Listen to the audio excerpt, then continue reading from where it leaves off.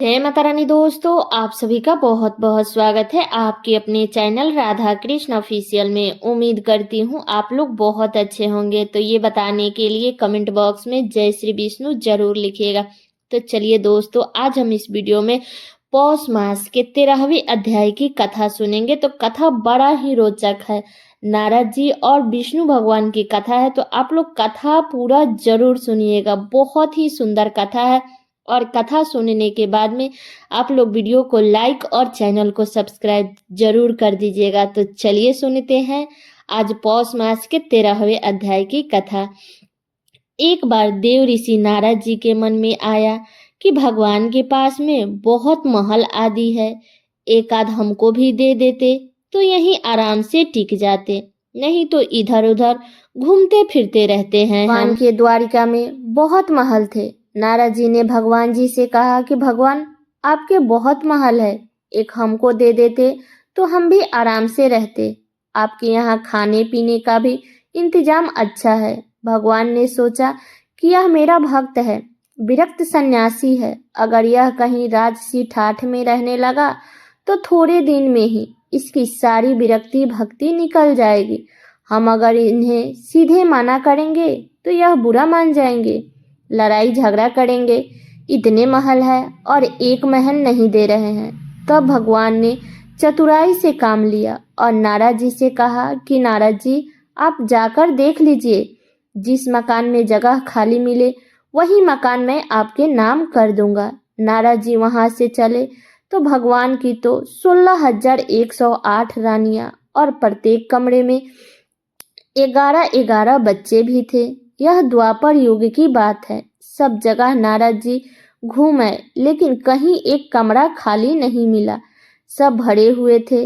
तब नारद जी आकर भगवान से कहा कि वहां कोई जगह खाली ही नहीं मिली।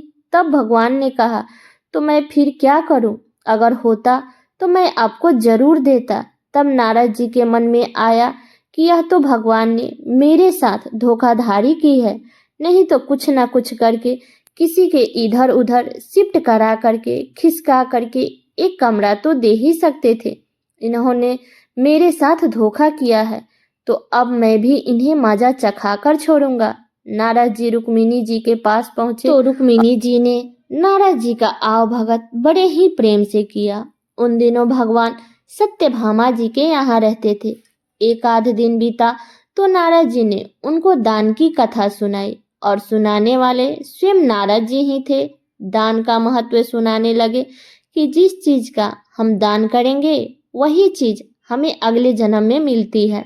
जब नारद जी ने देखा कि यह बात रुक्मिणी जी को जम गई तो नारद जी ने रुक्मिणी जी से पूछा कि आपको सबसे ज्यादा प्यार किससे है।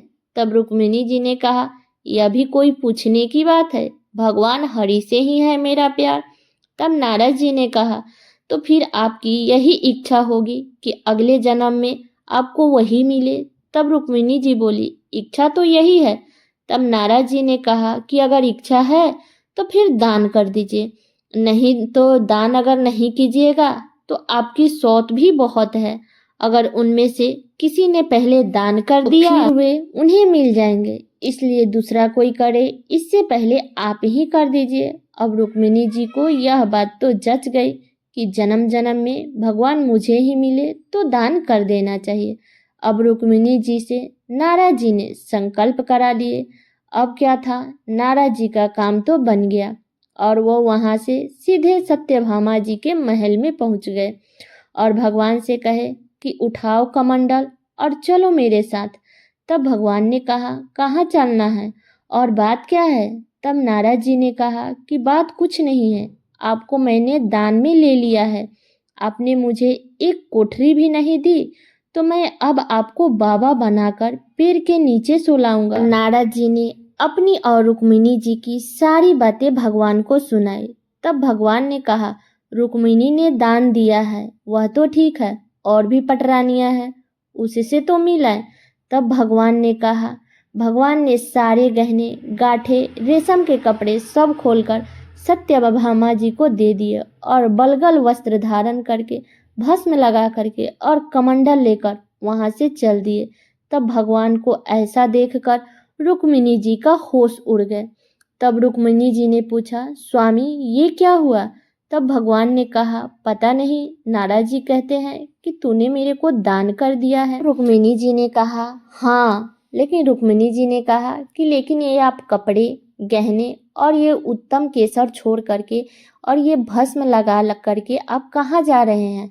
तब भगवान ने कहा कि जब दान दे दिया है तो अब मैं उनका हो गया, इसलिए अब मैं ठाठ से नहीं चलूँगा। अब तो मैं अपने भी बाबा जी होकर के ही रहूँगा। तब रुक्मिणी जी ने कहा, मैंने इसलिए थोड़े ही दान दिया था कि ये ले जाएं। तब भगवान ने कहा कि और किस लिए दान दिया जाता है? दान तो इसीलिए दिया जाता है कि जिसको दो वो ले करके जाए। अब रुक्मिणी जी का तो होश उड़ गया कि यह तो मुझसे गड़बड़ हो गया। तब रुक्मिणी जी ने नारद जी से कहा कि नारद जी, यह तो आपने मेरे से नहीं कहा पहले कि अगले जन्म में तो मिलेंगे सो मिलेंगे ही, अब तो हाथ से ही जा रहे हैं। तब नारद जी ने कहा, अब तो जो हो गया सो हो गया, अब तो मैं ले जाऊंगा। तब रुक्मिणी जी ने बहुत रोने लगे। तब तक हाला गुला मचा और सब रानियों भी वहां इकट्ठा हो गई। तब सत्यभामा और जामवंती समझदार थी और उन्होंने कहा कि भगवान सिर्फ रुक्मिणी जी का पति थोड़े हैं, इसलिए रुक्मिणी जी को सर्वथा दान करने का अधिकार नहीं हो सकता, हम लोग का भी अधिकार है। अब तो नारद जी ने सोचा यह तो घपला हो गया। अब नारद जी कहने लगे कि क्या भगवान के टुकड़े टुकड़े करेंगी? तब तो जाकर के 16,108 हिस्से होंगे। तब रानियों ने कहा, नारद जी कुछ ढंग से बातें करो।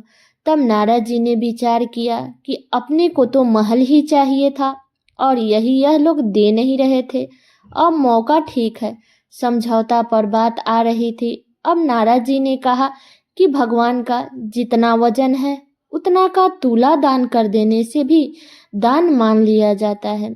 तुला दान से देह का दान माना जाता है, भगवान के वजन का सोना हीरा दान कर दीजिए। तब इस पर रानियां ने राजी हो गई, बाकी सब भी राजी हो गए। लेकिन भगवान ने सोचा कि यह फिर मुंह में पड़ रहा है, इसका महल का शौक नहीं गया है। तब भगवान ने कहा कि हाँ, तुला दान कर देना चाहिए, यह बात ठीक है। तब भगवान ने तराजू के एक पालड़े के अंदर बैठ गए और दूसरे पालड़े में सारे हीरा सोना चांदी रख दिए जाने लगे। लेकिन जो ब्रह्मांड को पेट में रख करके बैठा हो वह द्वारिका के धन से कहाँ पूरा होने वाला है। सारा का सारा धन दूसरे पालड़े में रख दिया गया, लेकिन जिस पालड़े में भगवान बैठे थे वह तो वैसा का वैसा नीचा ही लगा रहा, ऊपर नहीं हुआ। तब नारद जी ने कहा कि देख लो, यह तो बराबर नहीं हो रहा है, अब मैं भगवान को ले जाऊंगा। तब सबने कहने लगे कि अरे कोई तो उपाय बताओ। तब नारद जी ने कहा कि अब तो कोई उपाय नहीं है। अन्य सब लोगों ने अपने अपने हीरे पन्ने ला करके डाल दिए, लेकिन उनसे क्या होना था, वे तो त्रिलोकी का भार लेकर के बैठे थे। अब नारद जी ने सोचा कि अपने को तो अच्छा चेला मिल गया। उधर औरत सब चीख रही थी और नारद जी इधर मन ही मन प्रसन्नता के मारे इधर उधर टहलने लगे। तब भगवान ने धीरे से रुक्मिणी जी को बुलाया। तब रुक्मिणी जी ने भगवान जी से कहा कि आप तो कुछ तो ढंग निकालिए, अब तो इतना भार लेकर के आप बैठ गए हैं और हम लोग का क्या हाल हो रहा है। तब भगवान ने कहा कि यह सब सोना चांदी हीरे निकाल लो, नहीं तो बाबा जी मान नहीं रहे हैं। तुम एक काम करो, यह सब निकाल कर और तुलसी जी का एक पत्ता और सोने का एक छोटा सा टुकड़ा रख दो तो तुम लोगों का काम हो जाएगा। तब रुक्मिणी जी ने सबसे कहा कि यह नहीं हो रहा है तो सब सामान हटाओ। सारा सामान हटा दिया गया और एक छोटे से सोने के पत्रे पर तुलसी का एक पत्ता रख दिया गया तो भगवान के वजन के बराबर हो गया। तब सबने नारद जी से कहा कि ले जाओ तुला दान। तब नारद जी ने खूब हिला डुला करके देखा कि कहीं कोई डंडी तो नहीं मार रहा है। नारद जी ने कहा, इन्होंने फिर से मुझे धोखा दिया है, फिर जहाँ के तहाँ यह लेकर के मैं क्या करूँगा। तब नारद जी ने कहा कि भगवान अपने अच्छा नहीं कर रहे हैं। आप केवल अपनी पत्नियों की बात सुनते हैं। मेरी तरफ तो देखिए। भगवान ने कहा, आपकी तरफ क्या देखूं? आपने तो सारे संसार के स्वरूप को समझ करके फिर मोह के रास्ते पर जाना चाहते हैं, तो आपका क्या बात सुनूं? तब नारद जी ने समझ लिए कि भगवान ने जो किया सो ठीक किया।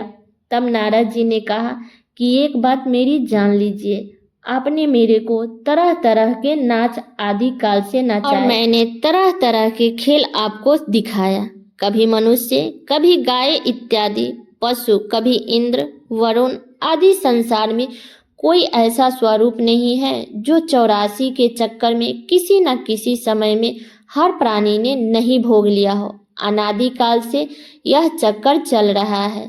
सब तरह से आपको खेल दिखाया और आप हमें ही लेकर के जा रहे थे। अगर आपको मेरा कोई खेल पसंद आ गया हो तो आप राजा की जगह पर है और मैं ब्राह्मण हूँ, तो मेरे को कुछ इनाम देना चाहिए। वह इनाम यही चाहता हूँ कि मेरे शोक मोह की भावना निवृत्त होकर के मैं आपके परम धाम में पहुँच जाऊँ। और यदि कहूँ कि आपके जितने खेल किए सब बेकार है, तो भी आप राजा हैं। जब कोई बार बार खराब खेल करता है तो राजा हुक्म देता है कि इसे निकाल दो। इस प्रकार यदि मेरा खेल आपको पसंद नहीं आया तो फिर आप कहो कि इसको कभी संसार के नृत्यशाला में नहीं लाना है, तो भी मेरी मुक्ति है। तब भगवान प्रसन्न होकर के तराजू से उठे और नारद जी को छाती से लगाया और कहा कि तेरी मुक्ति तो निश्चित है। तो ये है नारद जी और विष्णु भगवान की रोचक कथा। तो ये कथा मेरी यहीं तक का था। कैसा लगा ये कथा आप लोग कमेंट करके ज़रूर बताइएगा। चैनल पे नए आए हैं तो सब्सक्राइब कर लीजिएगा, बेल आइकन को प्रेस कर दीजिएगा, जिससे मेरे वीडियो का नए नोटिफिकेशन आप सभी के पास में सबसे पहले पहुंचे। और वीडियो को लाइक कर दीजिएगा, क्योंकि आपके एक लाइक से मुझे बहुत ही मोटिवेशन, हिम्मत और प्रेरणा मिलती है। इसलिए वीडियो को लाइक तो ज़रूर ही कर दीजिएगा और वीडियो को शेयर कर दीजिएगा, ताकि हर कोई आज पौष मास के 13वें दिन विष्णु भगवान और नारद जी की कथा को सुन सके। तो चलिए दोस्तों, मिलते हूँ अगले वीडियो में किसी नए वीडियो के साथ में। तब तक के लिए नमस्कार।